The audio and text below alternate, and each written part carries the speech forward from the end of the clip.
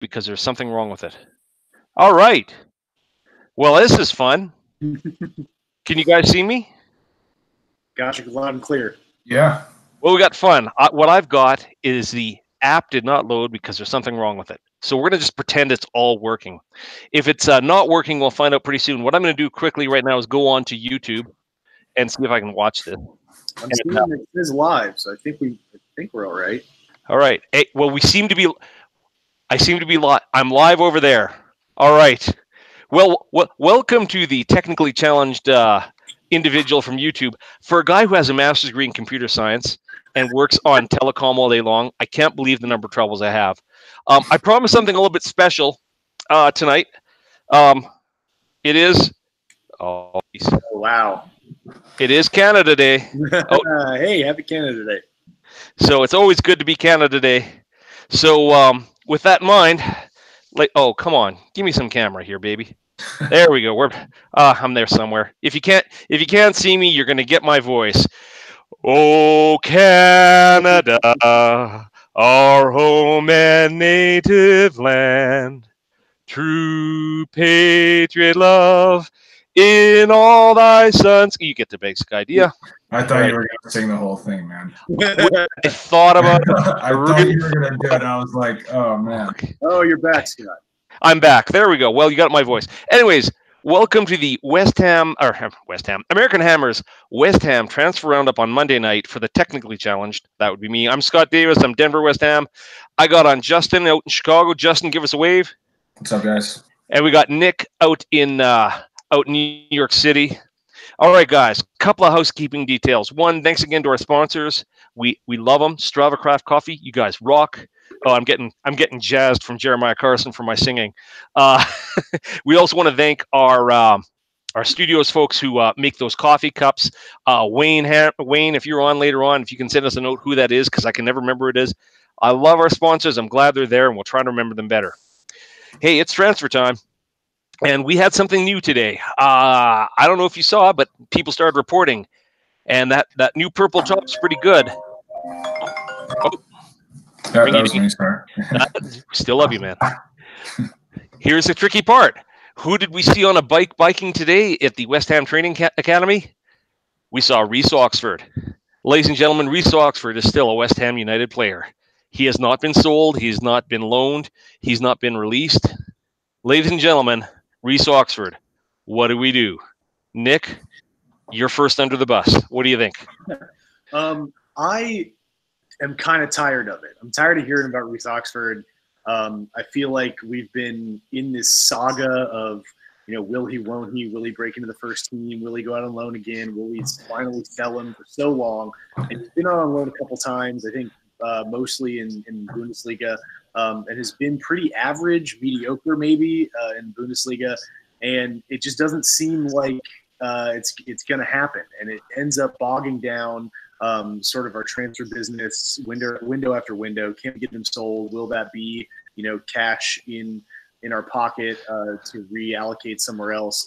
I'm just over it. We haven't seen anything from Reece Oxford of any substance in 2-3 seasons now.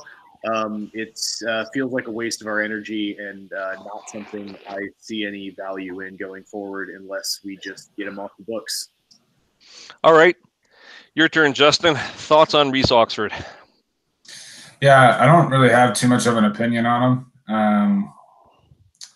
I like Nick said, we've been hearing that he's going to be sold for I don't know how many years now.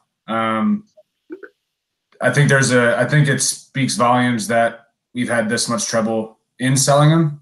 And so I don't really have a specific opinion. I mean, if we keep him, he's not going to really play on the team. So it's a moot point. I'd like to sell him and get something for him. But at this rate, I don't know if that'll ever happen, given the fact that we've spoken about him being sold for, 2-3 years now. And it kills me because this is a kid who clearly had talent. I mean, he captained our youth team. He was, if I recall correctly, an under-21 world champion. Like the English under-21 team a few years ago won the world championship. He was an essential part of the team. He celebrated our. He's been part of the club.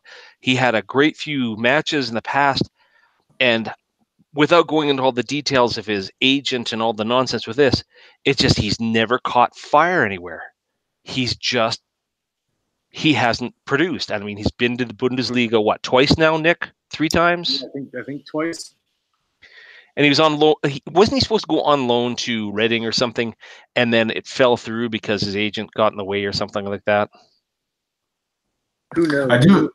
I do remember Reading being mentioned a couple years ago. But yeah, there's been a couple moves where supposedly it was going to happen. Like even earlier this summer, supposedly he was going on to Augsburg on a permanent basis, and it fell through. I feel like that's happened a couple times with him. So I'm not sure if it's an attitude problem, if it's an agent problem, or both. It just seems a little odd that he hasn't been sold. I mean, he's still. I think a team like a Bundesliga team or a championship team spending 3-4 million quid on him.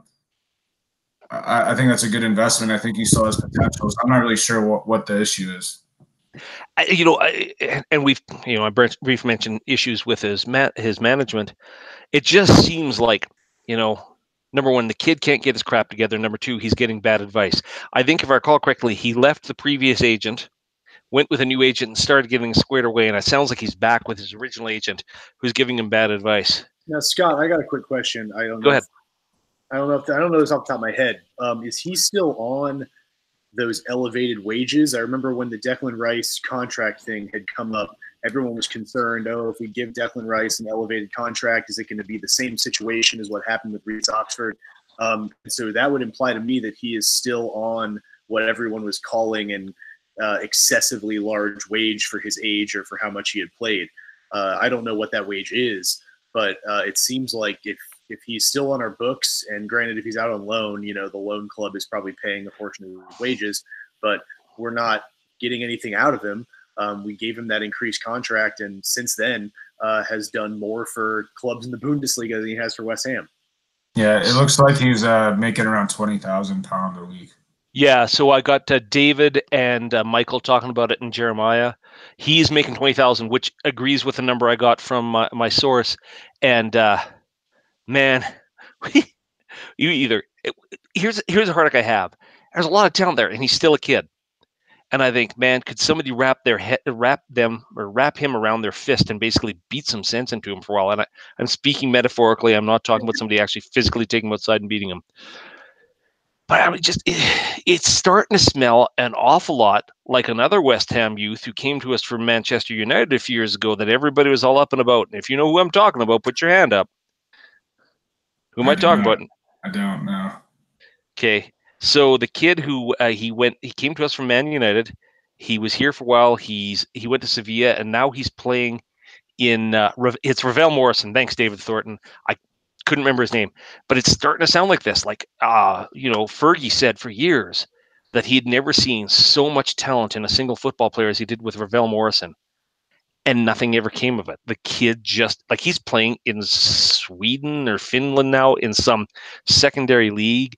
Didn't he ghost his team, or it's something where he left his team and the team said he left, and he said that the team didn't sign him to a new contract or something like that. It's another weird story. If I recall correctly, they've actually corrected it now that he hasn't stopped talking to the club, but clearly there's no contract in place, and there's some weird. And dude, it's just like the attitude problem with this. And so then I look at. I'm gonna harp here for a minute, so please forgive me. I got guys like Mark Noble out there who are not making shed loads of cash. They're doing all right, but he's not rolling in the cash like these kids possibly could in the future. Bleeding every week, getting the crap from us as fans every week about how, he doesn't have his knees left or his legs are gone, but he's still out there plugging along and, making his money and contributing to the club. And you've got these idiot kids with these idiot agents screwing up these kids' lives. I mean, holy crap. It's not just like get it. The agent's got to make money. He's got to drive some value, get some money out of this. But I mean, can't somebody just grab these kids and go get a different agent? Or is that Scott? I don't want to go off on too far of a tangent, but I think it comes down to, does the manager think that they've got a spot in his squad whether that be as depth as a squad player or a starter, best case scenario. And if you get sent out on loan multiple times in a row and you keep coming back for preseason and the manager keeps deciding that you're not fit for a spot in the squad and that you'd be better used on loan somewhere, how many loan spells in a row is too many before you start saying that this player isn't going to be of value to us? And that's fair, but what about Josh Cullen? I mean, he's been out on loan for a few years. There's a lot of people that would raise the same question about Josh Cullen. I like Josh Cullen, but if he keeps coming back and keeps, year after year, isn't quite good enough for the manager to put him into the senior squad, then, are we really getting any value? Is it worth keeping a player like that on the books? With Josh Cullen, I don't know. I think a lot of people are hoping that this preseason can be a determining factor for him, and they're hoping that he can impress Pellegrini and get into the squad at least on a rotational basis. But with Reese Oxford, I would say it seems, and I think the same thing happened with Tony Martinez, is that they would keep coming back and maybe they would get a cup game or whatever, and sure enough, they'd end up back out on loan. And at a certain point, I guess you got to cut the cord. Okay, no, that's totally cool. Charlie Walsh, says if I were Oxford, I would give Oxford a chance during the preseason. He could have a role to play in the positions he's played in before, which is cool. I appreciate that. But what about the other fringe players? How many fringe players can we offer a chance to in preseason? Now, we've talked about Cullen, we talked about Oxford. It sounds like Samuelson's going to stay wherever he is right now. He's not coming back. What other fringe players should we allow, to come back in and have a shot at this right now? You guys have any thoughts of anybody who you go, we should let this kid have a chance, or this guy have a chance? Jordan Hugel, anyone? Hugel, anyone? The one youth player that I think there are two. Nathan Holland's one. I've heard good things about him and haven't really seen him play too much. And then another guy that I really like, and if Fredericks doesn't work out, he could potentially be the future right back, is Ben Johnson. I know he played really well when he played against City in the Premier League. And, Fredericks, I hope, is our future right back, but he was pretty inconsistent last year with performances and health. So a guy that I would like to see, I think he's only 19, 20. Ben Johnson is someone that impresses me. All right. So I'm hearing from the chat room. Okay, Charlie, I really hope you're kidding. I don't really want to ask Hugel to come in and be our striker. However, you're getting a lot of thumbs up there, Justin, with Ben Johnson. Quite a few people are already saying yeah, and Nathan Holland, as you guys said. I think really we gotta figure out what we can do with these kids. And I'll take the stand. I love Reese Oxford. I love what he has to bring. I love what he has to do as a player, as a human being. He seems to be out on a limb, and he's not getting good advice. And you know what? I think let him go. If we can't sell him, end his contract. I know that's fiscally irresponsible. Get rid of him. All he's being is a distraction. And really, Nick, what I'm thinking there is really along lines what you said. We've loaned him out. He hasn't excelled. He hasn't brought anything back. And the manager isn't going, I'm going to keep you. And to add on to that, we talk about these fringe players like Nathan Holland and Josh Cullen and these people that we keep wondering when they're going to break into the first team.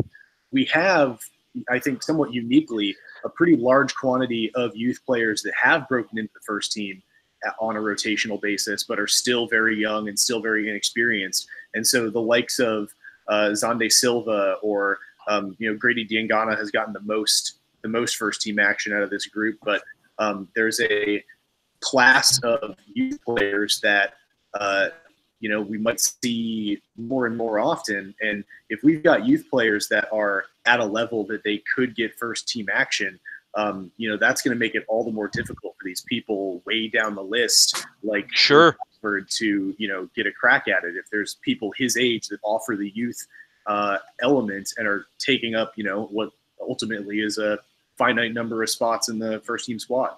Sure. So asking in the chat room here right now, I said, what do you people think? David Thornton is going, he thinks Oxford's going to go, and he thinks he's going to go to West Brom. His agent's just trying to get more from West Brom. That's entirely valid. I asked, should we keep Xande Silva or loan him, or should we keep Diangana or loan him? Tim's saying Diangana needs to go on loan. Jeremiah saying loan both if we can't get some strikers and keep Silva, which I think might be a really big thing. Michael Cottrell says keep both of them. He doesn't trust Yormo's ankle. David Thornton, Holland is better than Diangana, but was injured most last year. He's looking for Holland to get his chance. And Charlie's bringing out a really good point. All I'm saying is we have no depth up front and no out-and-out strikers in the youth setup for first-team football as far as he knows. So it sounds like Charlie's serious that we're keeping Jordan Hugel this year. Yeah, I think we'll sign a striker, though. I know we're going to talk about Gomez later, but I think we'll sign at least someone for first team. We have to. I hope so, too. Tim Malikin. Andy Yarmolenko is Ukrainian for Andy Carroll. I hope not. I hope not, too. Charlie Walsh is still That's a freak injury. That's a freak injury, man. I mean, that's Carroll was a lot of muscle problems. I know he broke a couple bones, but the Achilles, man, I don't think – it's like an ACL. It's sort of unlucky. You know, I definitely think we should give him the benefit of the doubt, although an Achilles is pretty fucking bad. Sorry for swearing. Don't worry. Tim hasn't promoted my standards of conduct yet, so you're fucking okay. The only concern I have with Andre is that he had that same injury or close to it in the Bundesliga the year before, did he not?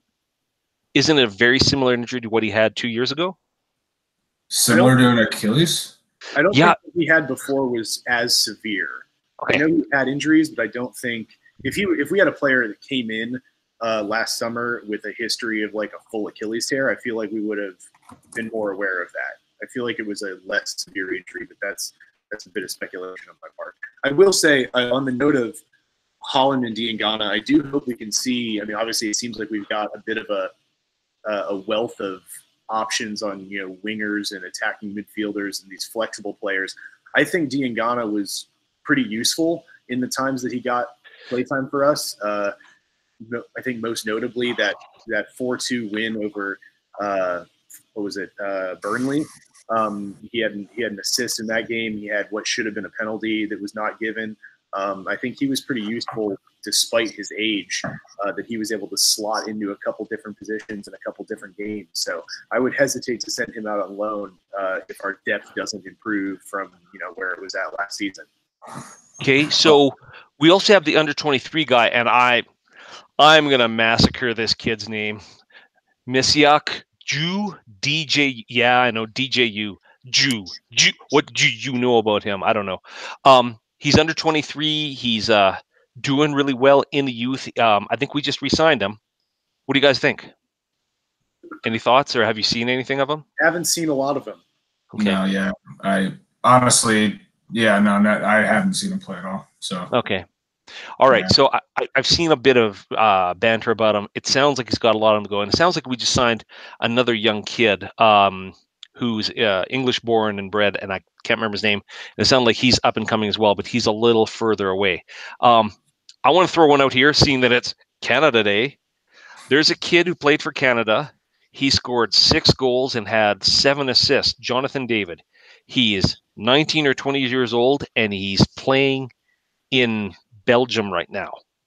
I want to make a public pitch for Jonathan David to West Ham United because it's Canada Day, and we need to build our youth. And actually, he scored more goals than I think anybody else in the history of Canada in a single tournament. So we should go get him. You guys had a tough out in the Gold Cup. They did it to themselves. They're up 2-0. They lost 3-2. I mean, that's Canada in international play. We have a couple of great guys. We cannot put it together, and inevitably, there's just not enough squad depth. I have so much respect for what the American women are doing right now. Holy crap, that's a great team. I think, and okay, Nick, do you have the shirt? Do you have your shirt up somewhere, buddy? Should you go get it? Yeah. Nick, you gotta go get the shirt.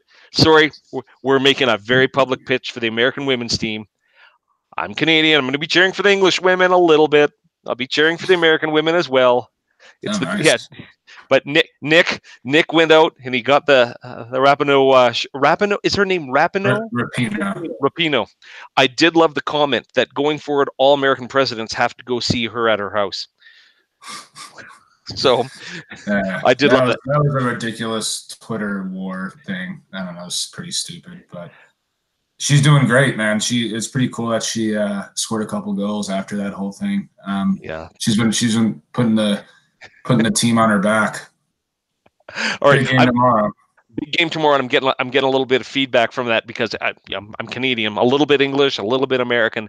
I've got Jeremiah Carson going America all the way. I got David Thornton going I'm English, so sorry USA on your exit. So it'll be fun to see how that all goes tomorrow. I, of course, because for those of you who don't know what I do in my spare time, I've got a restaurant I'm opening right now. I'm doing wine training from 8 till 12 tomorrow, so I'm going to be in a really good position to watch some football. Are you trying to be a Tom? Pardon? Are you trying to be a sommelier? Oh, I wish. I'm so far from that.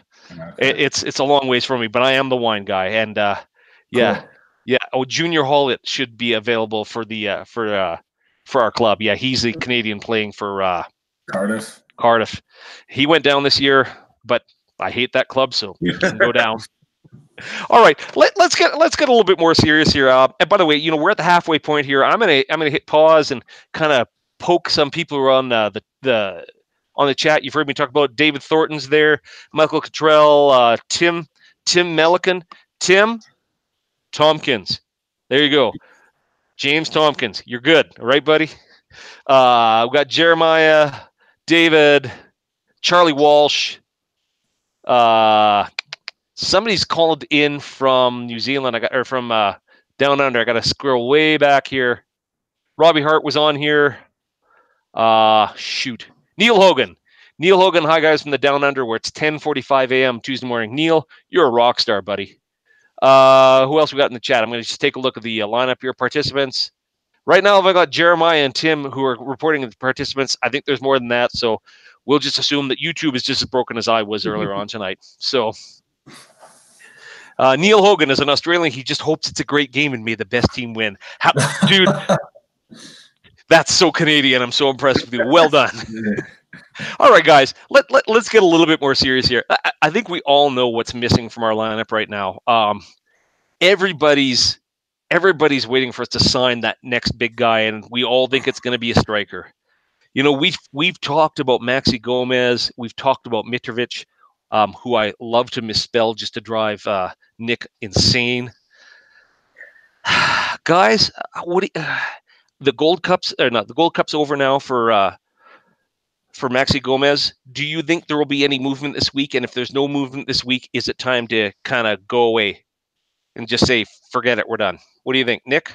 I am a bit tired of how long the Maxi Gomez saga has drug on. I saw somebody pointed out earlier today that there was a similar sort of length to the Felipe Anderson chase last year, and that obviously paid off. I hope, if he's going to be a great player for us, if he's going to, succeed at the level that Twitter seems to think that he will, obviously I hope that we can make it happen. But it does sort of feel like, nothing's going anywhere. Granted, he's been at Copa America, so he's had that to focus on.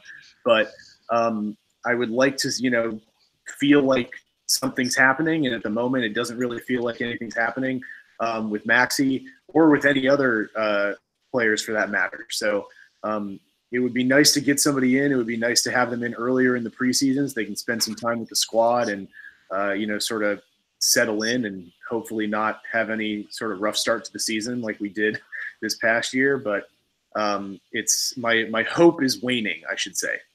Well, David Thornton would like to tell you that he thinks Hugel's as good as Mitrovic. I will let you answer that one later. Like, you can just stand up and scream out your window at him later on. Mateta is Michael's first choice, or Rondon. Tim Melican says Iglesias, King. I don't even know who Iglesias is.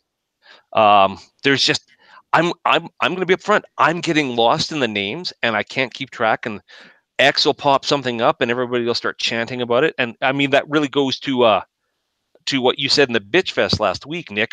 Somebody will name a name, and all of a sudden everybody goes everything about him. I'm lost. I don't know who's great, who's out there. Bellotti is out there. Poulsen or whoever he is from Leipzig, according to Jeremiah Carson. There's so many names that I don't know who these guys are, and I trust Husilios and Pellegrini, but I'm getting lost. Justin, any thoughts from you? Like any thoughts of somebody who you've heard rolling around there you think would be worth looking at? I mean, not really. Besides the usual names we mentioned. Yeah, I mean, I don't know. Sometimes the transfer market frustrates me a bit because you hear all these rumors and most of them don't come to fruition to begin with. For me right now, the main guy is Maxi Gomez. I've said from the beginning that that's the guy I want. However, it does seem like he'd rather stay in Spain and play Champions League, which makes sense. The interesting thing is Valencia seems to be the other team, and they can't afford him. So I'm not really sure what's going to happen. I hope he comes if he wants to be here. If he doesn't, good riddance. I don't care, and we'll find someone else. I think it seems like the backup guy is Rondon. It's the guy we've been trying to get alongside him. So we need a striker, as you mentioned, Scott, and I think that's the number one priority for us right now. It needs to be. Did you see the pictures of Chicharito this weekend at the London Baseball Series? He looked thrilled. He looked thrilled. He looked really happy. I mean, listen, if he stays, he gets 140,000 pounds a week. I mean, did you see his little documentary thing at all or no? I saw about it, but everything I saw was in Spanish, and I barely speak English, so I couldn't understand it. It was in English, and he was basically saying like, West Ham and I both think that it'd be ideal for both parties to leave. But if not, I stay and I'm happy. I'm fine. It's like, well, yeah, no shit, you're happy. You're making nearly 150,000 pounds a week. Like, yeah, you're going to be happy, So I think the dude is fine with whatever. And if he gets paid, if he stays at West Ham, he'll play, and we'll have a decent striker. And so I think he's fine making 140,000 pounds a week. I'd be okay with 140,000 pounds a week. Nick, any thoughts from you? I was actually just a friend of mine who is a Hammer supporter but doesn't follow quite as closely. He catches the headlines and asked me for my take. Was asking me why it looked like we were going to let Chicharito walk, and I was trying to explain. He's on a lot of. I love Chicharito, huge Chicharito fan, but he's on massive wages for how much he's getting played, and I don't know that that's entirely his fault. I don't think that we've ever had a system that would support him the way that he would need to be supported. He's on the wrong side of 30, and he has some massive wages that we could, put towards more than one player for the price that he costs us now. So if I know that if he stays, he's a professional and he loves the game. He lives, breathes football. He'll commit himself to play, but he's a massive weight on our budget. And unless we're going to get a player that we're going to see a lot of and see a lot of celebrations from, I don't know that the wage necessarily matches what we're getting for it. He does seem to screw up our wage level. He is really very well compensated for every moment he plays out there, and he doesn't play that much. For fun, I threw Balotelli in the chat room. I've incurred some religious fervor. Charlie Walsh is, I'm not a religious man, but I pray to God we don't bring in Balotelli. Tim said Rondon and made a barfy face. Michael Cottrell, he seems to be thinking that Rondon's a top baller. David Thornton thinks Cheech is going to end up in LA. I understand what he means. Do they have the money? Do they have 10 million pounds to pay us and then 140,000 pounds a week to pay him? That really seems to be outside the whole salary structure of the entire MLS. And here I gotta defer to you, Nick, because I don't follow the MLS anywhere near as much as you do. I mean, if they were going to get him, it would have to be a designated player situation. And for anybody who doesn't watch MLS, designated players are allowed to. You can pay a higher salary than the salary cap for a select number of players, and that's usually how a lot of the bigger international stars end up in the MLS. So they would have to do something like that to get Chicharito. Scott, if you don't mind me going in a different direction, there's a striker that we have been linked with on and off. Sure. We haven't talked about, at least here, that being Porto's Moussa Marega. Okay. As I've mentioned to you before, just, in our conversations we've had offline, that I started watching Porto more closely about a year and a half ago. And Moussa Marega has been a pretty key player for them. He was their top goal scorer last year. And I know there's a lot of concern. Most of the concern I've seen has been we're paying too much for a player that's unproven in a quote unquote better league.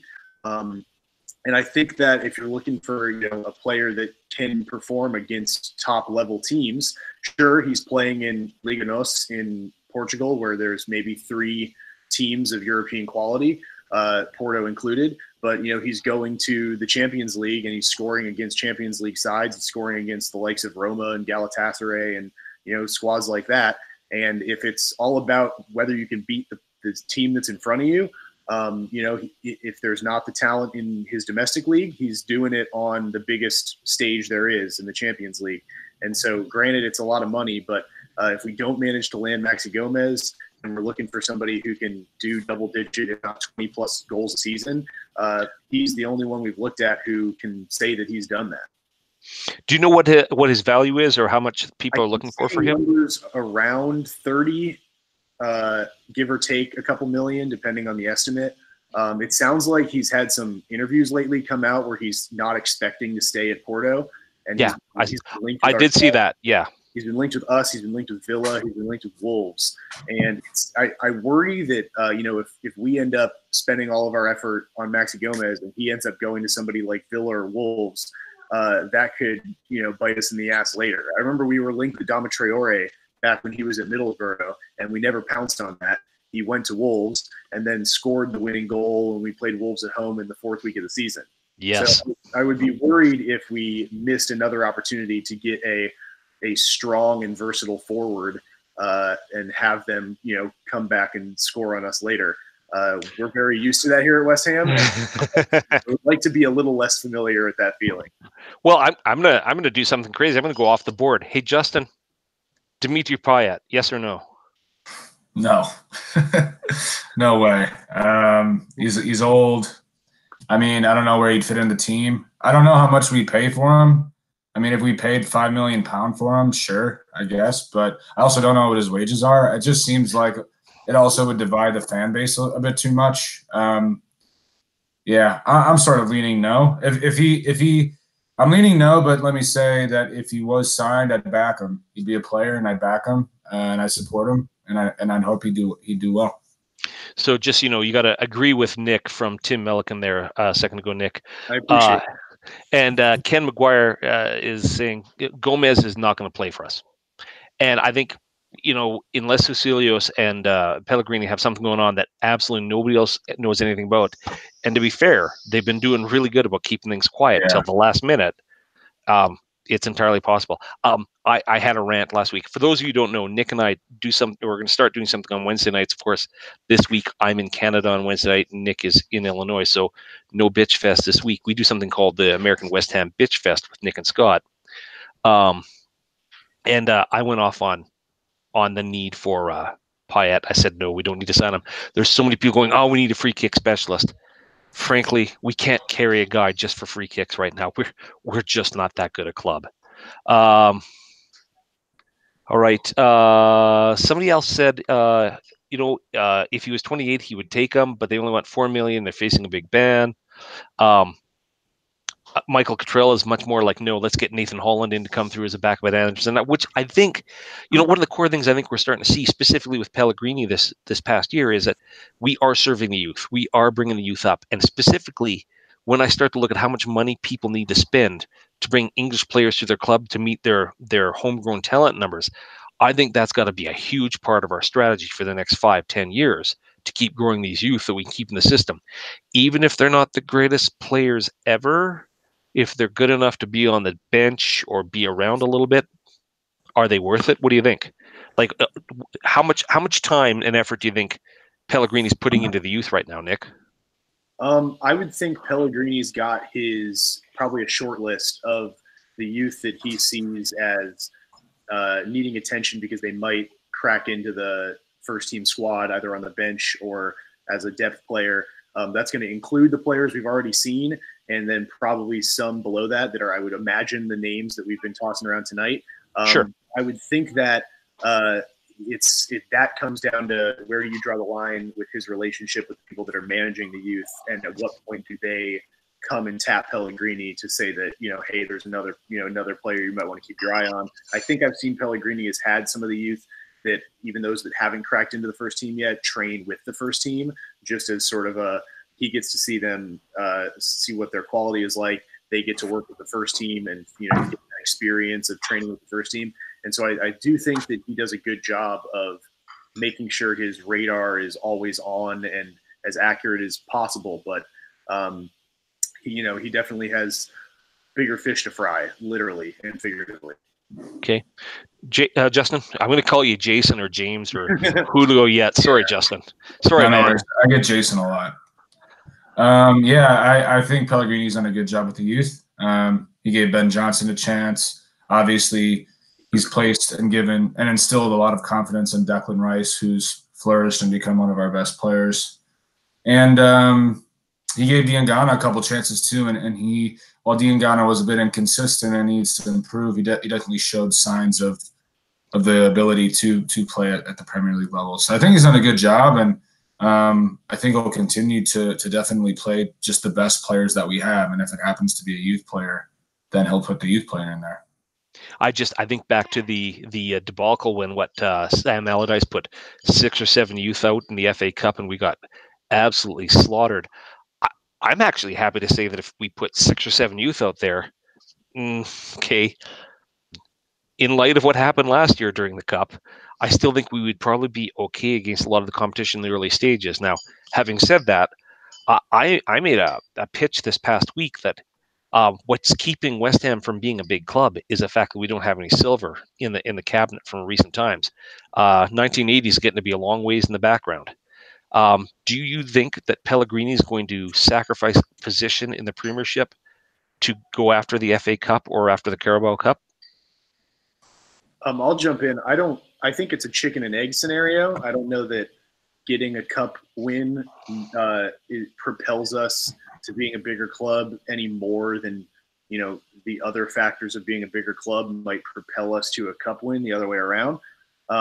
I think that Pellegrini understands the importance of the cups. And I think at the end of the day, I would love to see a cup run. I would love to see a cup win. I think that's more about giving the fans that experience than it is about sort of catapulting the club through it. If we win the FA Cup, I don't know that, world football is all of a sudden, watch out for West Ham United. They're the next big kid on the block just because we won the FA Cup or the Carabao Cup or what have you.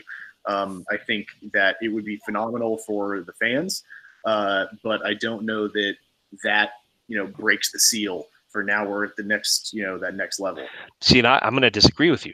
I think that West Ham does need to go out and show somebody out there that can win something publicly, not just a match, not just challenge the top 6 a couple of times in a couple of matches or get some good results, but they've got to go win something silver. One of the constant comments I'm getting from my friends who are Tottenham fans is, yeah, we're top 6, but we're not big. Like, we've got a big stadium, we've got a big fan base, we're starting to sell a lot more shirts overseas, but until they win silver, they're not a big club. And I'm starting to really agree with that. Justin, any thoughts or any comments? Yeah, but the silver that they're chasing is the Premier League and the Champions League. I tend to agree with Nick Moore a little bit on this, but the FA Cup, well, the Carabao Cup, let's put that aside. The league is precedent for sure. Yeah. While it'd be great to win it, secondary. The FA Cup is a has a lot of tradition, and a lot of fans, including myself, would love a cup run. And it's so frustrating because we had a path to the final. I mean, the draw was there, and then we could have played Millwall. We know all that. So I definitely think when it comes to January time, when the FA Cup really gets going for us, you have to look at where we are in the league. If we're pushing for Europe, which I think is going to get this club to the next level, getting into Europa League, getting in, challenging for top 7 every year, that has to be a priority. Although that being said, it's like if you're playing a Wimbledon, or if you're playing like a team you can beat, just make sure you put a strong enough team out there where you can beat them and get to the next round. Because if you can get to the round of 16, the quarterfinals, then you can start placing priority on that quarterfinal match, that semifinal match. Sure. Potentially. Then if you can reach out and grab it, then you go for it. But to sacrifice a couple big games in the league for a round of 32 match, I don't know, especially if you're challenging for a top 7. Do you think we're going to challenge top 7 this year, Justin?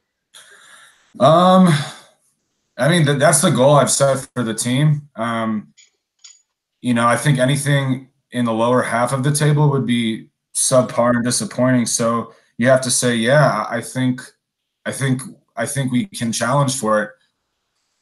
Just being a West Ham fan, I'll say no, we won't get there, but that's just me trying to set expectations and be realistic.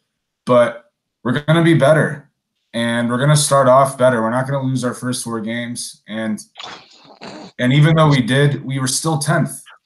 And I don't know. I definitely think we'll be in the mix towards the end of the season. I'll say we won't get top 7 just because we're West Ham. So, Nick, what do you think? Top 6, top 7? I'm not going to say top 6. I think 7 is very achievable.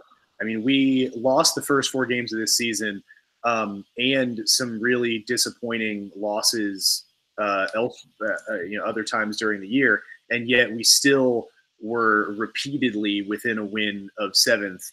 I think 5 different game weeks, and so we were definitely not at cruising altitude the way that our squad on paper could be, and we were still in the running for 7th basically the entire season. I think even down to the last couple of game weeks, mathematically that was still, we were still in the pack that were in the hunt for 7th place, even if we all knew that it probably wouldn't shake out that way. Okay. So considering that, losing the first 4 games feels incredibly unlikely now that we've had Pellegrini for a year and the players have been playing in the system for that much longer, and we don't have 9 new players that are competing for starting positions. That's a potential 12 points that were squandered that I think are very much, granted our first game is against City, but we almost came away with a point when we played City in Manchester. A quick note on the Cup though, I don't know that the reason that we're not going further in Cups is because they're not being prioritized. I think that's been a problem in the past. I remember I think it was right when Moyes got the job, we started a side against Arsenal in the Cup that was just not showing any sort of commitment to winning that game. But when we lost to Wimbledon this past year, the side that we played against Wimbledon was not a subpar side. I think Felipe Anderson was maybe one of the only stars of our team that didn't make the starting 11. But we didn't lose against Wimbledon because Pellegrini put out the scrap players to go take down a League One side. We lost against Wimbledon for unholy reasons that I can't begin to imagine, but it wasn't because the side wasn't good enough. So I think Pellegrini gets it, and I think we could, a cup run and competing for 7th, I don't think are, even mutually exclusive. I think we could absolutely ask to finish 7th and have a cup run, and I don't think that's too much. So I'm once again going to go a different direction. I think this is the year we can break top 6. And it's not just because we've gotten better. I am seeing Manchester United struggle. I do see that Arsenal's going to have a bit of a tough time this year. And I'm, as much as I want to, in all fairness, as a bit of a Frank Lampard fan, not so much as a coach, but as a player, I think they're going to struggle this year. I think all 3 of those teams are going to have some issues this year. I don't think City's going to have a lot of issues. I don't think Tottenham's going to have a lot of issues. I don't think Liverpool's going to have a lot of issues. So I'm not thinking the top 3, but don't think that. But I think those other 3 clubs are in a place where they're wobbly. They're not as strong as they have been, and they're not that much further ahead than other people. And I'm getting a lot of commentary here from inside where, Michael thinks Leicester will get 7th, which is fair. I think, in many ways, I consider Leicester and Everton to be sort of our bubble right now. Like, that's kind of our level. I don't think we should be fighting with the Wolves. I think we should be beating Wolverhampton. We should be beating Watford. I don't want to lose points to Crystal Palace this year, especially if they're going to sell their whole blinking club. I want to see us do really well against those teams at our own level, take enough points at the top, and not struggle with those bottom feeders and push ourselves further up. And as somebody else said, hey, 9 more points with VAR wouldn't have hurt this year either. All right. We got about 9 minutes here left. I want to throw it open. Any other transfer thoughts, Justin or Nick? Throw it open. What, you guys have anything else you want to think about or talk about? I think, obviously we spent a lot of time talking about the striker, and I do still think that is the top necessity. But I think my biggest issue is, where are the sales? We were talking before the transfer window opened, towards the end of the season. I think most of the conversation was about how large of a number we had on players that were probably on their way out. And with the exception, Andy Carroll and Adrian were both expired contracts, so they weren't even sales. We haven't been selling anywhere near the number that I was expecting us to sell, and that seems surprising. Now, Hugel's one thing, but Pedro Obiang, who's been linked with going back to Italy for a while, and while I don't necessarily think that he's got a spot in Pellegrini's squad, could absolutely do bits for a team in Serie A. How is he not left yet? There's a lot of players that we are kind of banking on. Literally, if we can sell them, that's a huge boon to our transfer budget. And where are the sales? Why have we not sold any of these players that don't seem to fit Pellegrini's plans? That's an amazingly good question. I have not really thought about that, Nick. That's some people are saying they'll drive some of the players to the airport themselves, but the problem is we haven't sold them. Okay, so Justin, do you think by any chance that Pellegrini and Usilos are holding those guys until the market gets a little bit more desperate so that maybe we can get more money out of them? Or do you have any thoughts like that? My thought about that is, I did expect at this point for a little bit more selling action to be done already. However, we besides Fornal, we haven't really signed anyone. So I think for a majority of the players that are expected to go out, they're not going to be sold until replacements for them are pretty much secured. Okay. So that's why I think we haven't seen as many sells as we may have thought at this point. So Hightown Hammer, and welcome, because I haven't ever seen that handle before. He's saying, the market price will only increase. David Thornton believes that now that some of the competition is starting to ramp down. The market will start to kick off, and we'll start to see with teams coming back. Gold Cup's kind of wrapping up. Are there any other major competitions that I know that the Nations Cup's been over for a while. Anything else that people are playing in? Gold Cup and Copa America, I think. Those are both towards. Is the Africa Cup of Nations done? Still going. Africa Cup of Nations still going. If I recall correctly, Arthur Masuaku is still playing. I don't know if they lost or what happened. Michael Cottrell also pointed out that we've also sold Perez this year. So and Hightown Hammer wishes to remind me that the Women's World Cup is still going on, although I don't think that's interfering with our transfer business too much. If it is, that's a heck of a change. All right, so I'm gonna start wrapping up here, guys. Throw in or talk over me or interrupt me. I want to thank a lot of the people who dropped in. This is the first time I've seen that much interaction in the chat, and I'm running a 2-screen mode right now. And David, Michael, Hightown, Wally, thanks for dropping in. David Thornton, Ken, who had to drop out early on, Tim, Jeremiah, guys, thanks so much for coming in. It's something I really appreciate that you guys are doing. Couple of housekeeping details. One, keep looking for Nick and I doing more of Nick and Scott's West Ham Bitch Fest. Not this week, but probably the week afterwards. I'm trying to do this every Monday night. I'm hoping to keep Justin and Nick around. There's going to be times where one of these guys is busy and has a real life or something, or a date or something. So, as the old married guy, I'll be home all the time. But we'll be bringing some other folks in, and Tim, who runs the channel, has asked me to kind of keep running it with it. We want to thank our sponsors again, the folks from StravaCraft Coffee and the Designwear people. Thank you, Designwear, no S. .com for the cups and stuff that people made. And I'm going to throw in a couple more things. We have an event going on in Vegas. It's not a American Hammers TV event. It is something being put on by Las Vegas West Ham, a guy named John, in conjunction with the West Ham Way, which is Dave and X coming in from London. Getting a reminder here, don't forget to join the Discord. I have not. I'm lacking cycles right now to do that stuff. I'm loving doing this, but a lot of things on the go. So I encourage people to go off and take a look. Hammers Chat has a whole bunch of stuff coming out this week. Dave and X on the West Ham. We're going to have more stuff coming out. American Hammers, believe you've got a couple more interviews coming out this week. Tim, if you want to drop something in the chat so I can read it, I certainly will. Hey, Nick, what time is kickoff tomorrow for the American women versus the English women? 3 p.m. Eastern Standard.